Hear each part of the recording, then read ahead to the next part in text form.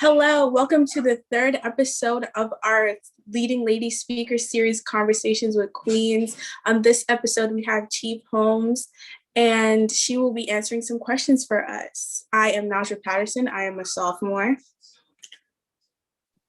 Hi, everyone. My name is Nicole Jean-Pierre, and I'm a senior.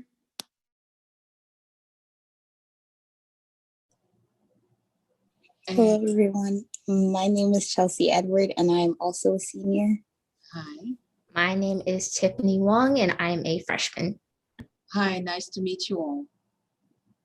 So I'm Chief Holmes, and I'm currently the Chief of Patrol for the New York City Police Department. It's my understanding someone wants to open up by reading my bio before we get started. Yep, so I'm just going to read your bio really quickly before we get into our questions for tonight. Okay. So Chief Juanita Holmes was appointed to the New York City Police Department in July 1987 and is currently the Chief of Patrol. Chief Juanita Holmes began her career in Manhattan, serving on patrol in the 9th, 10th, and 13th precincts. Chief Holmes excelled as a new officer, learning how to protect the people of New York and foster police community relations.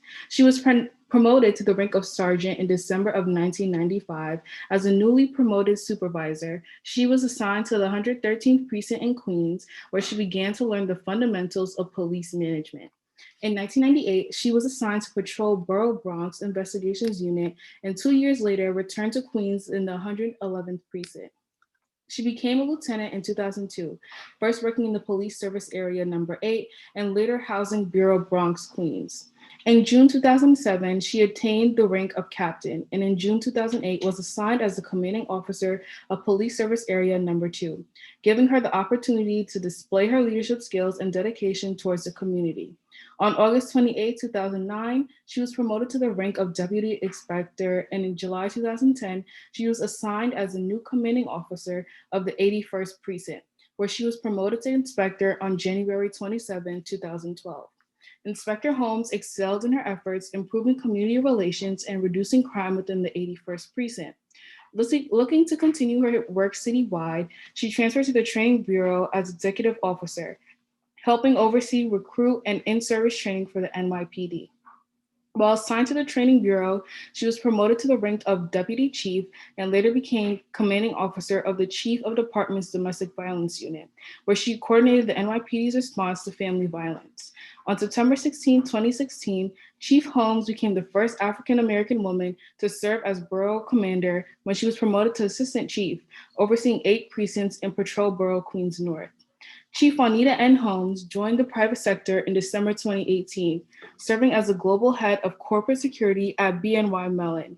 She resumed public service in December 2019 and was named commanding officer of the NYPD School Safety Division, overseeing 1.1 million students in over 1,800 schools and approximately 1,400 physical sites citywide. On September 25, 2020, Chief Juanita Holmes was promoted to Chief of Collaborative Policing, overseeing the development of non-enforcement options and improving access for the police services. On October 29, 2020, she was appointed Chief of Parole, overseeing 16,800 uniformed members serving in 77 precincts and 8 patrol boroughs across the city. In this position, she is the highest ranking African-American woman in the NYPD and the first woman to oversee the department's largest bureau.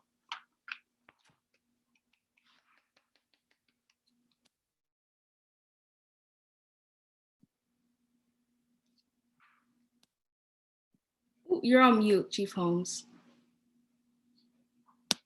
So needless to say, my career path has been very challenging. So I'm going to begin wherever you would like to begin. All right, so the first question we have for you is, when did you realize that you were passionate about policing and that it was a lifelong career for you? So great question, Tiffany. I think when I first entered the police academy, I had a sister that actually started working with the police department a year and a half prior to me being assigned as a recruit in the police academy. And I remember watching her come home and listening to her stories. And at that time, she was dating someone who was also an officer and just speaking about what they did and how they were involved with keeping people safe and making a difference. So when I decided to take the exam and, went through my investigation, then I entered the police academy. I always said from the point of entering that academy that I knew I wanted to be a chief. I knew I wanted to make a career out of this. And I, with a lot of hard work, managed to do so.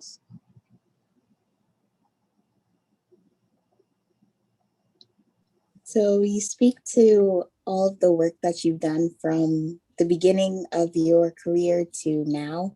And so how would you describe the environment? Like, how would you compare policing from now to when you first started? What do you see has improved and what do you see has stayed the same? Well, first and foremost, it's a lot more women on the job now. When I entered the police academy, very few women in the department. We still can use more. I think we're currently at 18%, but you have other police departments like Chicago, that's one time they were 30%. Now I think they're about 25%. So we're doing a lot of things to recruit a lot more women and, kind of entice them to being a part of the police department. But I've seen change in every aspect. They didn't have women commanding officers, meaning you were the commanding officer of a particular precinct or public service area like myself. So you got to pretty much mold the officers that work there and teach them and share your vision with them. And hopefully they carried out your vision when going out and serving the community, which was equally important. I worked in a lot of what's considered to be quote unquote marginalized communities. I worked in Bed-Stuy, Brownsville, East New York, Crown Heights, in Brooklyn. And those are the communities I wanted to be in because those are the communities that were very challenging. Those were the communities where the relationship between them and the police needed some strengthening. So as a result of such, I always wanted to work in those particular communities. My communities. I was born in Bed-Stuy, so I wanted to work there, and you want to bring change and you want to make a difference. So you spoke to the amount of women on the force and how it is growing. How do you, as a woman, make the job more enticing for women to join? And as a woman, how do you navigate in a predominantly male organization? So I think presence alone becomes enticing. Being given certain positions, because when I first became the commanding officer of PSA2, I remember one of the officers that worked there for me, and she's now currently a lieutenant, but she said to me, wow, they're giving women commands now? Like that was unheard of, and especially in a borough such as the northern part of Brooklyn, which is considered a very, dominating, or I shouldn't say dominating, but a very challenging community to work in. Because we were met with such, crime issues back when. Everything is more so improved now, up until the point where we were met with some of the lobbying and some of the demonstrations last summer. But we've seen such, prior to that, a great reduction in crime and violence, mostly related to community relations. Community relations is everything in the department. If you don't have a relationship with the community that you're serving, it's virtually almost impossible to create and implement public safety. That and a lot of technology that we're using, which allows us to be very precise in public safety. So precision, community relations, I think those two, compounded with one another, really attribute to us keeping people safe. So you spoke about, community relations with the police and the communities that they serve. So do you think that the training manual or just training in general for police officers should be revised, or should there be any addition to this training? Well, there's always been a component of the police academy. When I first became a police officer, it was called social science. Now it's evolved an awful lot. I remember when I became the chief of training and kind of looking back on our policies and procedures and what was being taught in the police academy, I was simply amazed how evolved that particular curriculum had came.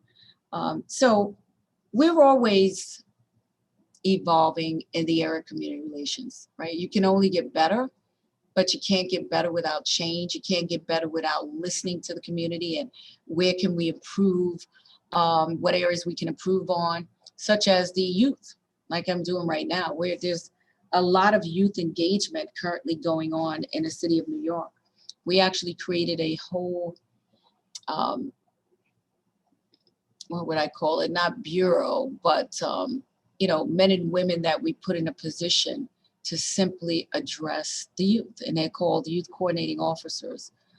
So they're there to bolster those community relations that are already in place, but now bringing the youth perspective into it, right? The youth are our future. They see a lot. They want relationships with, the men and women that's supposed to keep them safe. So it's very important to have those conversations. And I think a question that I might have missed, you inquired about me being a woman. How did I navigate through some of the challenges? I think I've always had a strong personality. I come from a family of 13. I'm the oldest girl. I have a brother a year older than me. So needless to say, I was kind of tasked with raising them, doing their homework, juggling housework and juggling my own work. So I'm used to multitasking, but I'm also used to saying, do your homework, time to go to bed. So having that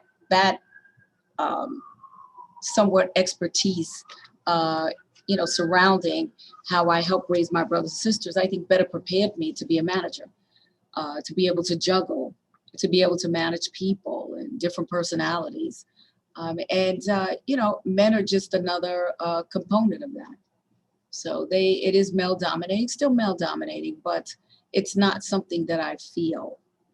And I can honestly say, with the exception, I think it was an officer. I was a young officer, and we're responding to what we call a job that comes over the radio. We get there, and I go to knock on the door. And when I knock on the door, right, someone's calling for help. He stepped in front of me, but he only did that out of like he's taking care of, like he's taught, you raise, you take care of women, right? You protect them like you're the protector. And I thought, I remember chuckling about it because we're both in the same capacity, yet he still reverted back to, I got to protect this woman, So I always remember that and laugh about that. But, I've always been very forward, very frank. I've always, I shoot straight from the hip. But also experienced and knowledgeable. So I think when you are in a male-dominated field, but yet you're having the same successes as them. So let's say in respect to me being a commanding officer, I'm fighting crime, the same crime they used to fighting, but I'm in these tough neighborhoods and I'm reducing crime.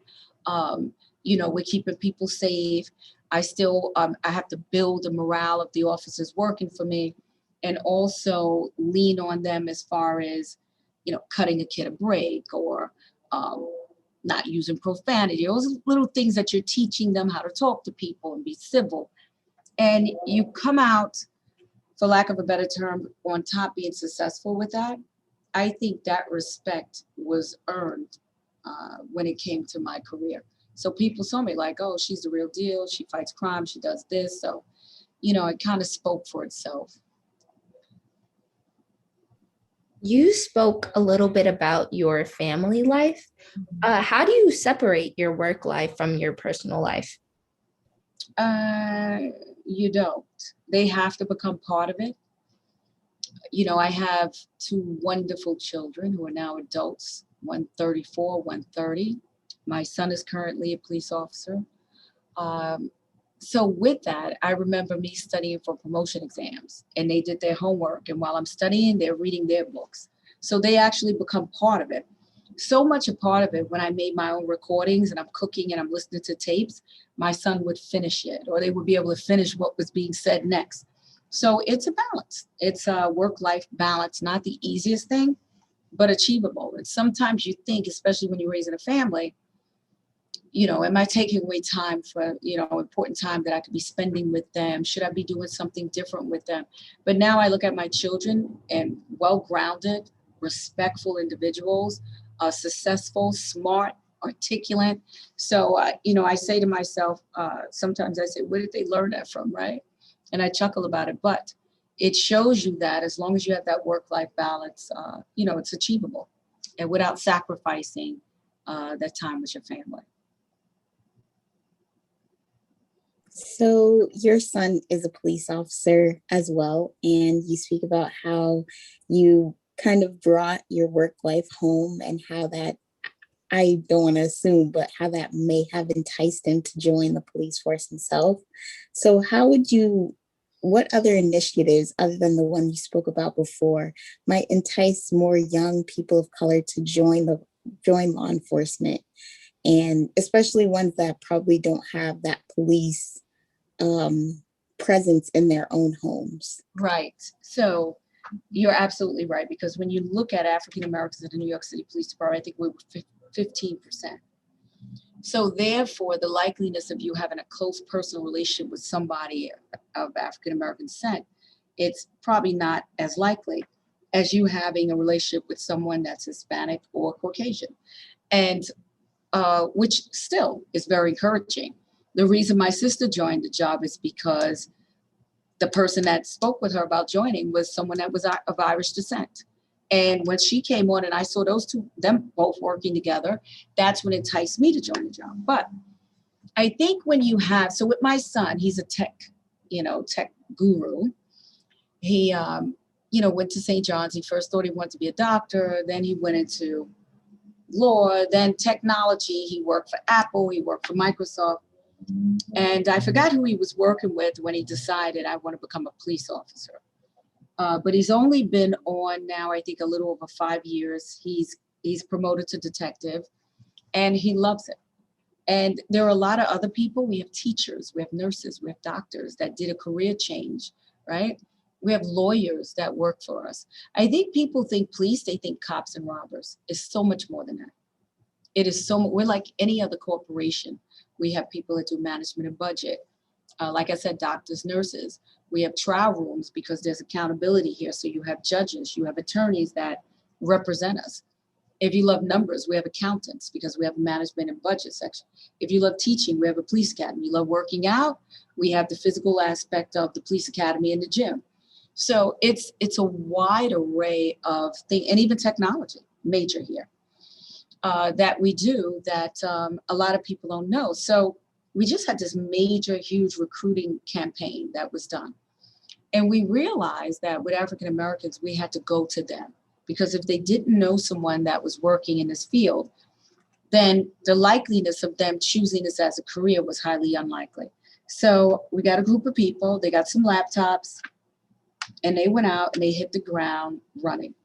And the numbers of this last recruitment campaign that ended on May 4th, they haven't seen over the past 4 exams.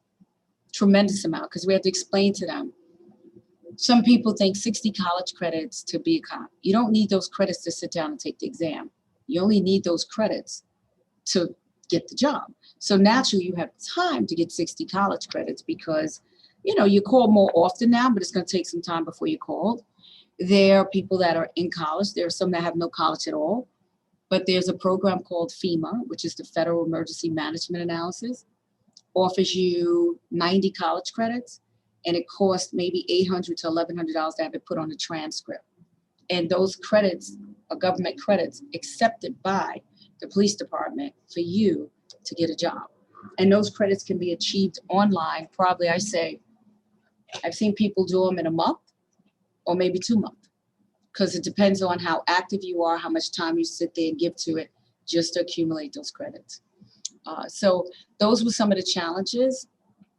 They also didn't realize that, yes, patrol is one aspect of it, but we have domestic violence officers specifically dealing with that, right? We have special victims that are dealing with children that are abused, right? Or like you see on Law and Order, sex crimes and things of that nature. We have firearm analysis where you're analyzing firearms, where did they come from, tracing them back, who originally brought it, was it reported stolen, when it's used in a crime. We have lab technicians, we have forensics. There's so many different aspects to NYPD, and I think the lack of knowledge is sometimes deterring in itself, but also the lack of relationships, right? So that's why we're fostering better youth engagement. And you're going to see that moving forward, where the youth are involved in a lot of different things that we're doing. But where we have these council meetings, and usually adults are there, the same adults sometimes, we also have meetings called build-a-block meetings. They're held in a specific area of the precinct where the people live or work, so it makes it accessible to them. That's usually something adults attend. Now, since we have the youth officers, we're going to hold build-a-blocks specifically related to the youth, the young people. So that will increase, hopefully, that youth engagement, answering their questions, whether it's about this career or, we have school safety officers.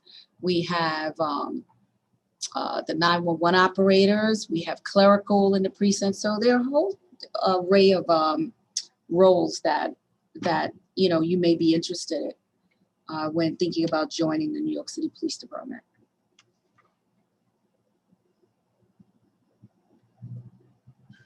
That's beautiful. And your offices have been described as very family-like, even when as far as to say the Brady Bunch. Mm-hmm. How do you carry and keep such a positive office, especially through tough times that we have been enduring recently, like the recent uprisings over the summer? So I think you just listen. I've been here a long time. I've been here through the Washington Heights riot. You may be too young to remember that. There was a Crown Heights riot. You may be too young to remember that. And these weren't riots. These were protests, right? People disagreed with something. They didn't like what they were seeing. And so they wanted to make a statement. So they practiced their First Amendment right, which as a result of democracy, they have every right to do so. And they went out and hit the streets.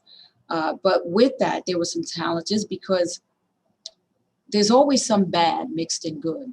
So we have what's called professional agitators.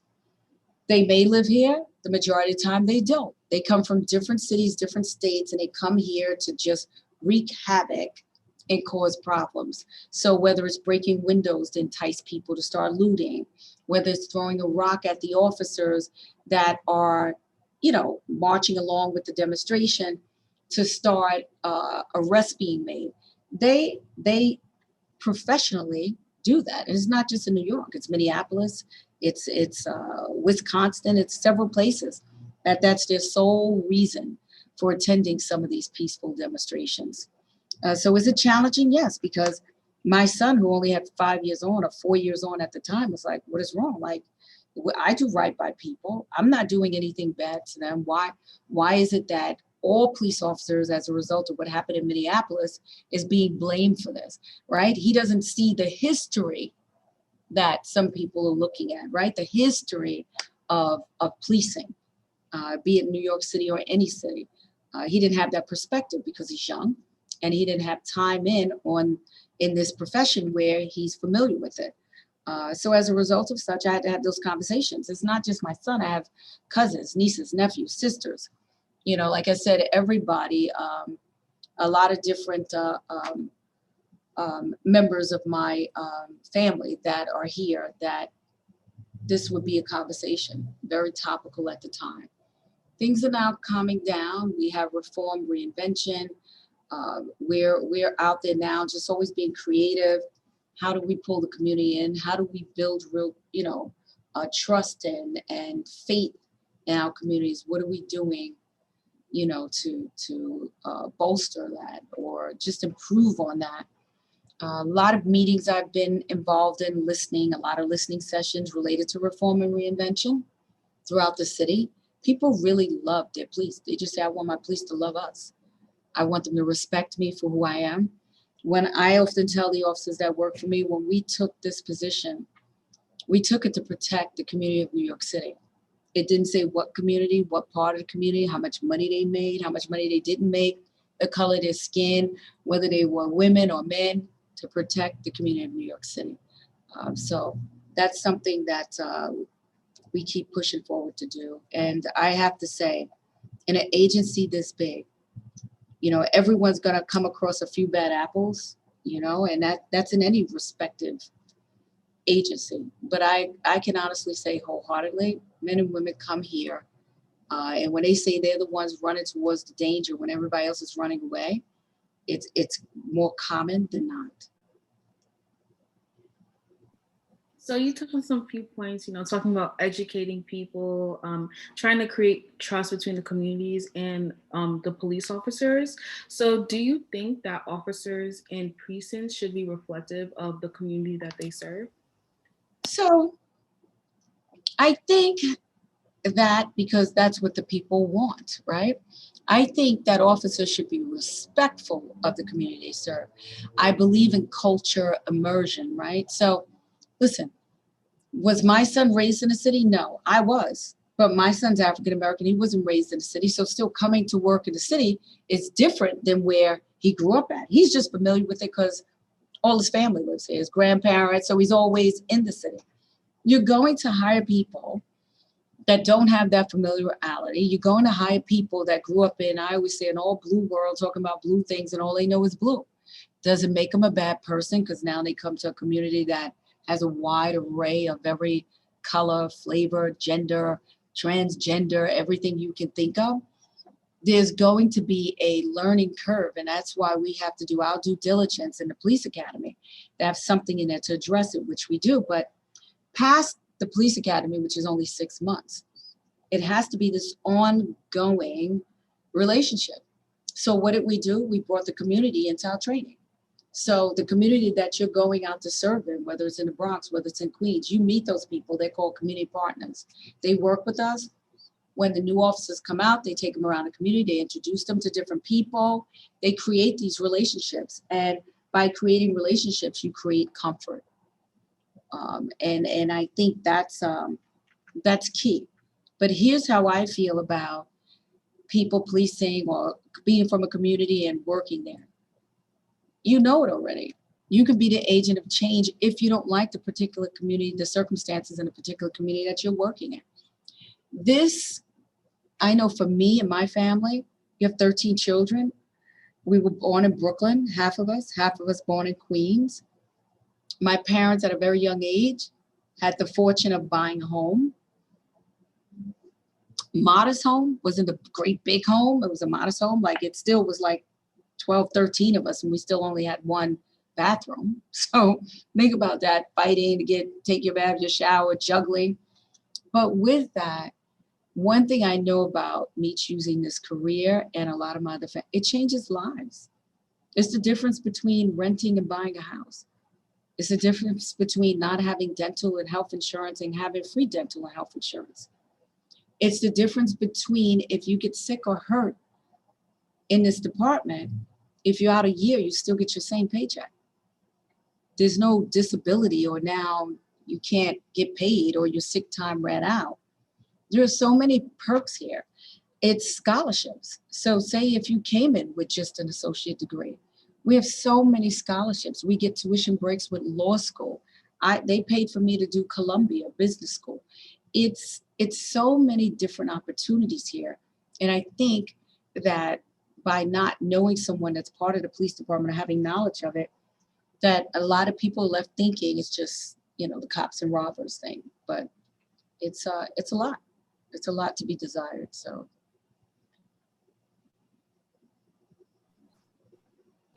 Being a woman yourself, do you think that crimes that take place between police officers and Black women receive more or less justice than crimes that take place between police officers and Black men?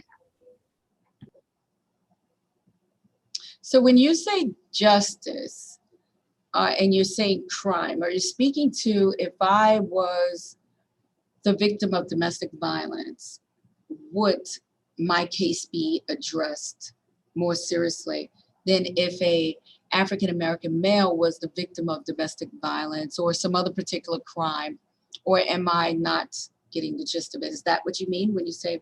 More so like receive more publicity, like within the media and things of that sort. Oh, so here's what I think, right? And this is just my perspective with the media. I think it depends on the age, the type of crime, sometimes the neighborhood. Sometimes shootings are so common. Let's take the Bronx, for instance. Right now, with these challenging times that we're living in, they may report on just generic numbers, but not specifics related to, behind every number, behind every complaint report, there's a human being that was the victim of that particular crime. But let's compare that to what happened in Times Square, right, on Saturday. That was major, newsworthy. It happened in Times Square. It's a big tourist area. A young baby was shot. So I think it depends on the circumstances.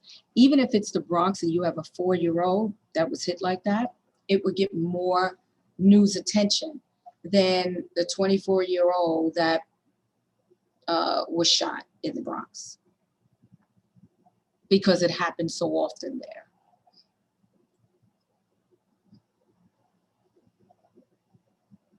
So I don't really know how much time we have, but I have, so 1 second. So I really was supposed to have a 7 o'clock stop, but we can go for 5 more minutes. That's probably 2 questions, 3 questions. okay, then if you can take 2 or 3 more questions.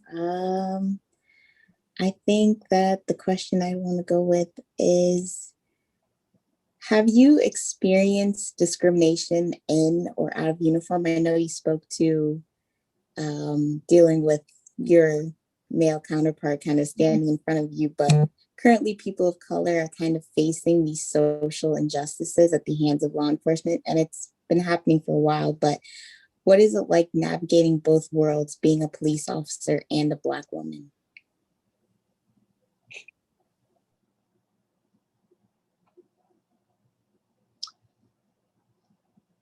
I think for me, naturally, after being here 30 somewhat years, it's my norm. I grew up here, I matured here, right? I am very, I can be very tough. So I would never allow someone to disrespect me because of the color of my skin, no matter where it's coming from. Now, have I felt challenges as being a woman when I came to the New York City Police Department? And not in respect to my counterpart who felt he had to protect me, but in respect to, back when, years ago when I came on a job, I remember having a particular individual who was my supervisor. And when you come through the police academy, you're on foot post for a certain amount of your tours. We called tours the days that we work. And then you're in a vehicle because you got to do response to jobs. You have to learn different aspects of it. And I remember this one supervisor, I said, how come every time I'm scheduled for my car tours, right, you line off the roll call and change me to a foot post? And he said something like, oh, because Holmes has to go home all the time. So I never forget that. In other words, he meant like, I don't hang out with them. I won't hang out with them. And when I came home, my daughter was 5 months old and I was married. So naturally I was going home.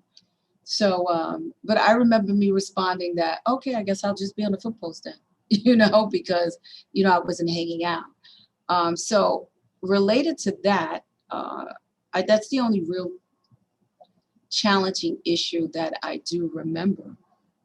As far as out of the police department, I think, people are going to deal with that. Have I been in high-end department stores and see people looking through the clothes racks that are sales women there looking to see because they think I'm stealing or something? Yes, but nothing to do with my profession, but everything to do with probably my skin color, like what is she doing in the store?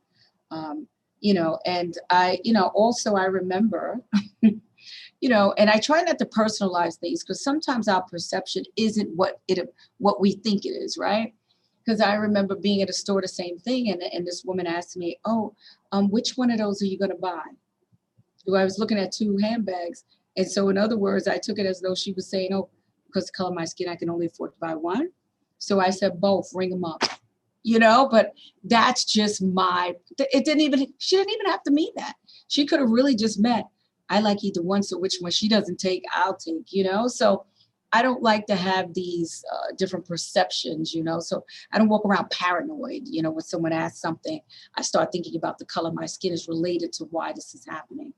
But, as things happen, I think I just address it, take care of it, and move on. But I've never had anyone say, oh, because you're Black, or, oh, refer to my race as something that had something to do with us having some sort of discord.